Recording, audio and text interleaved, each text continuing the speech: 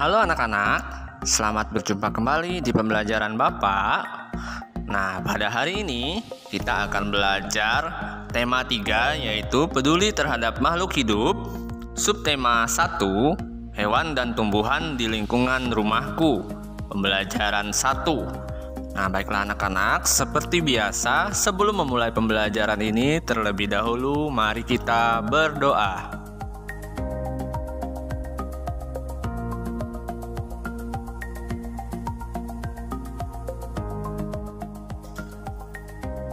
Anak-anak, silakan dibuka bukunya, buku pena halaman 147.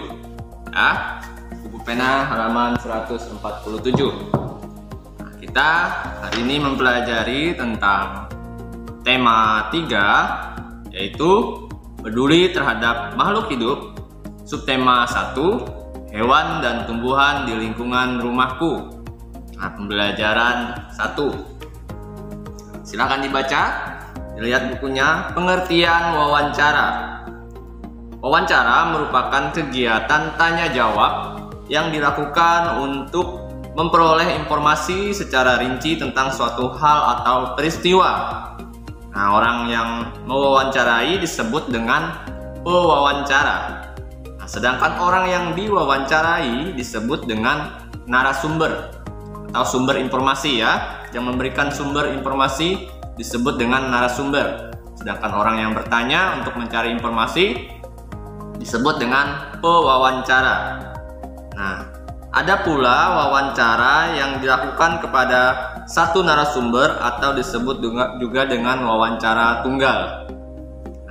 Biasanya sebelum melakukan wawancara, tentukan topik wawancara terlebih dahulu.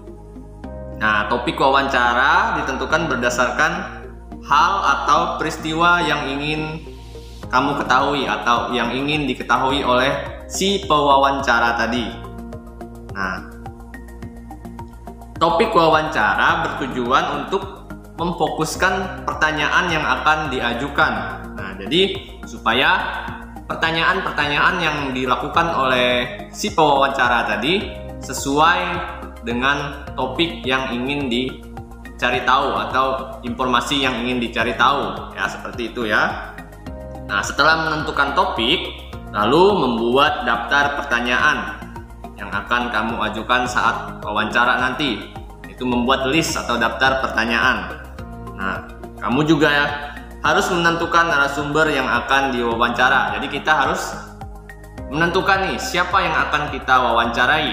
Nah, biasanya ini narasumber atau sumber informasi yang akan kita wawancara itu biasanya orang-orang yang memiliki pengetahuan atau memiliki pengalaman terhadap topik yang akan kita cari tahu, yang akan kita tanyakan. Seperti itu ya.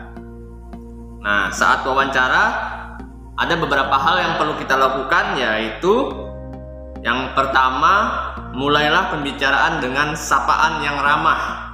Nah, dan juga memperkenalan diri, ya. Jadi kita menyapa, kita sopan santun, kita ramah, lalu kita memperkenalkan diri kita dari mana, lalu tujuan kita apa, ingin melakukan wawancara, seperti itu ya.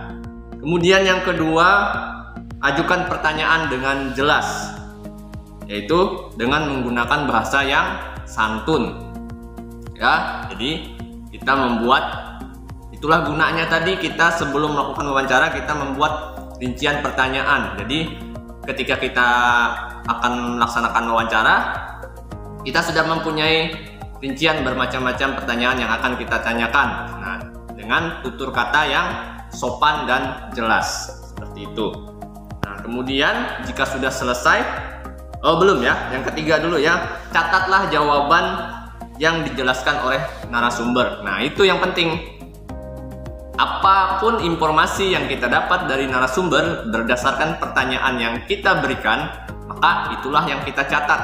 Nah, itu nanti yang akan menjadi bahan atau sumber informasi kita untuk mengolah hasil dari wawancara tadi, ya. Lalu yang terakhir, ketika sudah selesai, maka kita akhiri wawancara tadi dengan kesan yang baik dan menyenangkan, ya. Seperti itu. Selanjutnya, silakan anak-anak buka halaman berikutnya. Kerusakan lingkungan. Nah, kita akan mempelajari tentang perihal kerusakan lingkungan. Apa sih kerusakan lingkungan itu? Pasti kalian semua tahu ya, kerusakan lingkungan artinya hal-hal yang dapat merugikan lingkungan kita ya, yang dirusak oleh orang-orang yang tidak bertanggung jawab. Nah, silakan dibaca, dibuka bukunya. Manusia berinteraksi dengan sesama serta dengan lingkungannya. Nah, interaksi antara manusia dan lingkungan yang tidak seimbang akan menimbulkan berbagai masalah. Tidak jarang manusia merusak lingkungannya untuk kepentingan dirinya tanpa memperhatikan kelangsungan hidup hewan dan tumbuhan. Nah, jadi manusia ada beberapa orang atau oknum ya yang merugikan lingkungan, yaitu merusak apa saja yang dirusaknya. Contohnya misalnya menebang pohon sembarangan, apalagi kemudian membuang sampah sembarangan, lalu membakar hutan sembarangan, kemudian menangkap ikan menggunakan peralatan-peralatan modern yang dapat merugikan atau menyebabkan bibit-bibit atau ikan kecil yang seharusnya belum waktunya ditangkap akan mati juga. Nah, seperti di dalam buku, nah, beberapa contoh kegiatan manusia yang menyebabkan kerusakan lingkungan. Nah, itu yang pertama ada membakar hutan. Hal tersebut mengakibatkan satwa-satwa kehilangan tempat tinggalnya atau habitatnya dan juga sumber makanannya ya, karena satwa-satwa atau hewan-hewan itu biasanya mereka bergantung dalam hutan ya. Rumah mereka, tempat tinggal mereka mencari makan semuanya di dalam hutan. Nah, jika hutan itu dibakar habis, maka mereka tidak akan punya tempat tinggal lagi dan mereka pun juga akan punah. Kemudian yang kedua, menggunakan bom atau pukat harimau untuk menangkap ikan di laut. Nah, hal tersebut dapat mengakibatkan rusaknya ekosistem laut. Misalnya rusaknya terumbu karang dan berkurangnya populasi hewan tertentu seperti penyu. Nah, seperti yang Bapak bilang tadi, akibat menangkap ikan menggunakan peralatan yang tidak seharusnya seperti bom ikan, pukat harimau, maka apapun yang ada di laut yang saat itu, maka mereka akan rusak semuanya. Misalnya menggunakan bom ikan, terumbu karang juga akan hancur ya, rumah-rumah ikan tempat mereka tinggal akan hancur.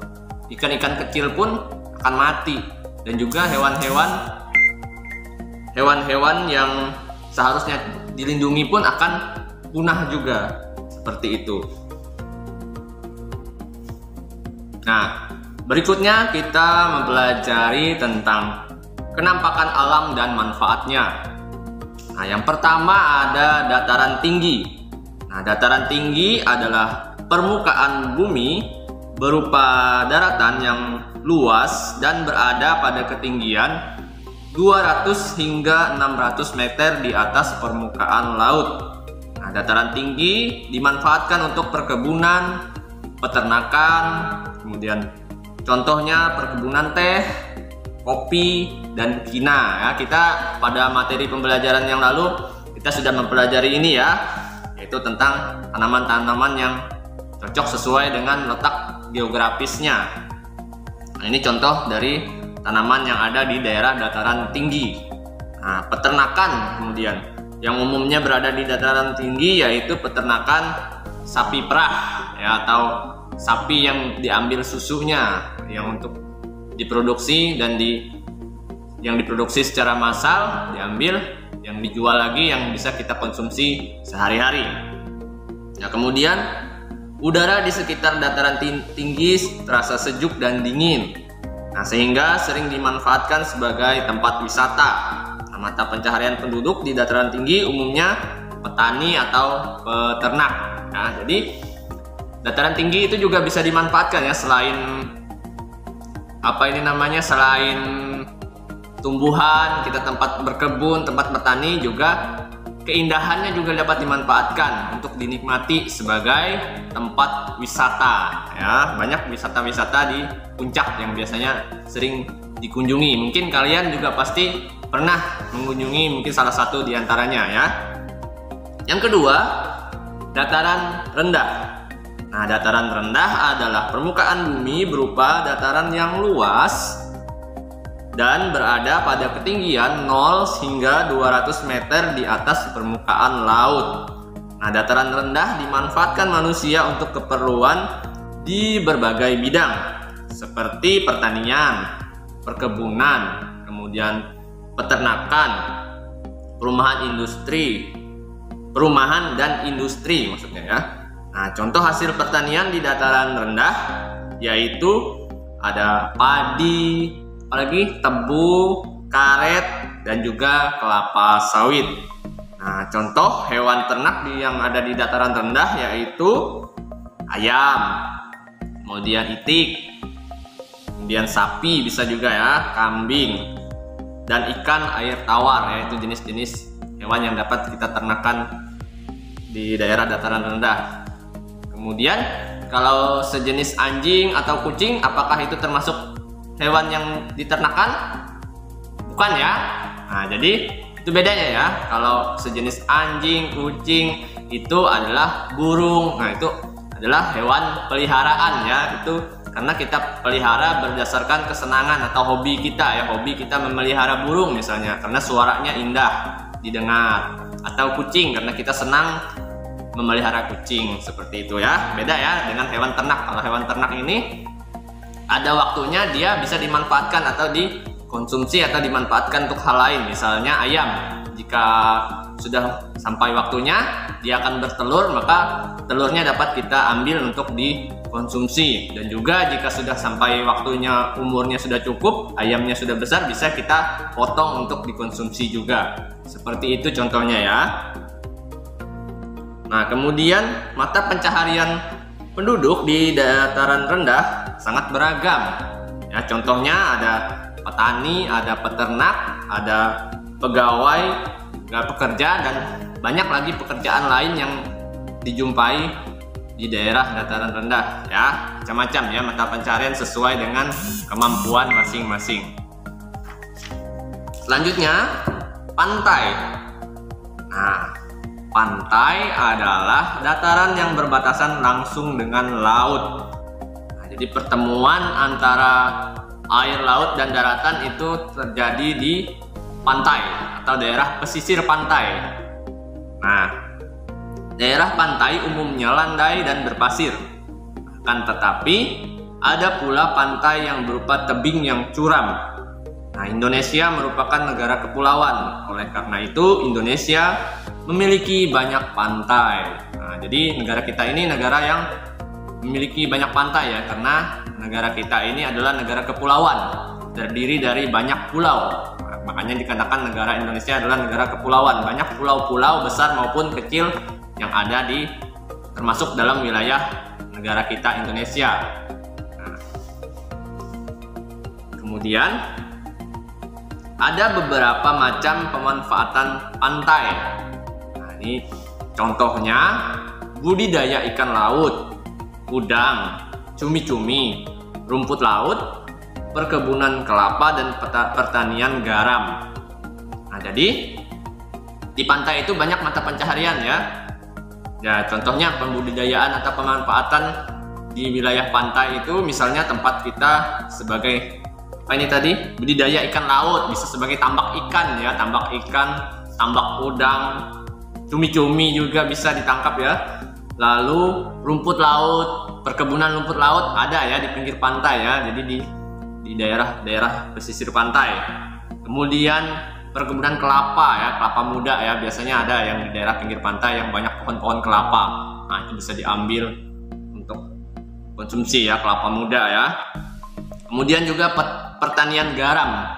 Nah, tempoh hari kita juga sudah belajar tentang seperti apa sih pertanian garam itu. Nah, jadi garam yang dimanfaatkan dari air laut, nah, yang diolah menjadi garam dan diproduksi seperti itu ya. Nah, pantai juga dapat dimanfaatkan untuk pelabuhan, pasar ikan, dan tempat wisata. Nah, sudah pasti ya, bisa tempat wisata ya, untuk area yang pantainya bagus, misalnya dapat dijadikan tempat wisata ya. Juga tempat pasar ikan ya. Pasar ikan ini biasanya tempat pasar para nelayan yang datang habis melaut menangkap ikan, lalu mereka menjualnya di pasar yang ada di pantai-pantai yang terdekat, seperti itu. Kemudian, nah, ada juga di sini penjaga pantai katanya. Nah, penjaga pantai ini biasanya sering kita jumpai di daerah yang tempat-tempat wisata biasanya ya.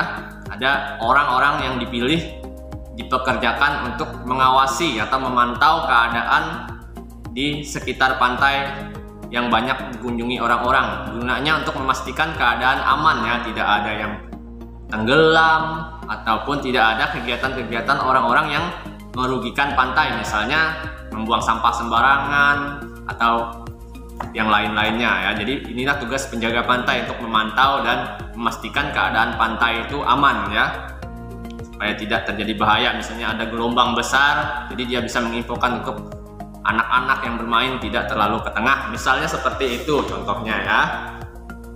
Nah, jadi setiap pemanfaatan pantai berguna untuk meningkatkan kesejahteraan masyarakat. Nah, anak-anak, baiklah, demikian tadi kita sudah mempelajari banyak hal ya, baik dari tentang wawancara tadi ya, mulai dari wawancara, bagaimana wawancara yang baik ya, silahkan kalian pahami. Lalu juga dampak-dampak dari kerusakan lingkungan, tadi banyak hal tadi akibat yang dapat merugikan lingkungan ya, yang tidak menjaga ekosistem lingkungan kita. Lalu sampai ke kenampakan alam dan pemanfaatannya. Tadi ada di daerah dataran tinggi, dataran rendah, maupun di daerah pantai. Nah, Bapak harap kalian bisa memahami apa yang sudah Bapak jelaskan tadi. Nah, untuk hari ini sampai di sini dulu ya pembelajarannya. Kita lanjut di pembelajaran berikutnya lagi ya. Sampai ketemu kembali.